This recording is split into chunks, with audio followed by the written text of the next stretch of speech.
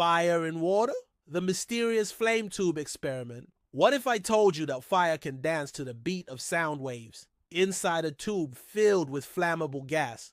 Today, we're going to create a mesmerizing display of fire pulsing in perfect waves, revealing the hidden physics of sound and combustion. This isn't just a stunning experiment. It's a window into how sound shapes our world, from musical instruments to jet engines. The odd introduction to the science. This experiment is all about standing sound waves, a phenomenon where sound waves reflect back and forth inside a tube, creating stable patterns of high and low pressure. When we introduce flammable gas and ignite it, the flames respond to these pressure differences, forming a visual representation of sound itself.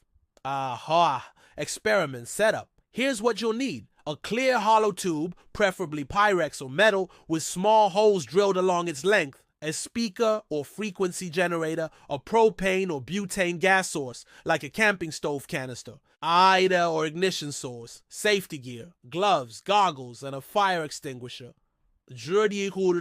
On step-by-step explanation. Line 1. Prepare the tube. Connect one end of the tube to the speaker and seal it. The other end should be open. Line 2.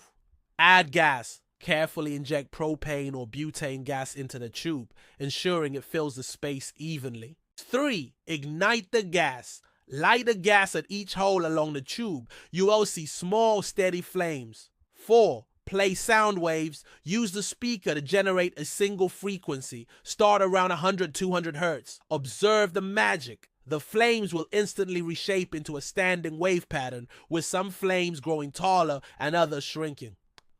In Aziredo, the physics behind it. When sound travels through the tube, it reflects off the closed and open ends, creating nodes, low pressure points where flames shrink, and antinodes, high pressure points where flames grow. The gas burns more intensely at high pressure regions, making the flames dance in sync with the sound. This is the same principle that makes musical instruments like flutes and organ pipes work, except here, we're visualizing it with fire. It is. Surprising observations. Better frequency matters.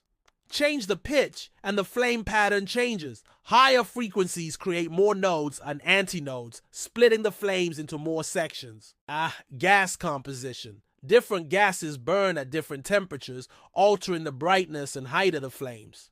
Tube length. A longer tube allows for lower frequency standing waves, while a shorter tube requires higher frequencies. It's been in real-world applications. This experiment isn't just about cool fire tricks. It's used in real-world engineering, rocket science. Combustion instability in engines is studied using similar principles. Acoustic levitation. Scientists use standing waves to suspend small objects in mid-air. Medical technology. Ultrasound imaging relies on sound waves interacting with tissues. Conclusion and takeaway. Fire and sound might seem like unrelated forces, but physics connects them in the most beautiful ways. Standing waves are everywhere, from the music you love to the engines that power airplanes. Try experimenting with different frequencies or tube lengths to see how the flames respond.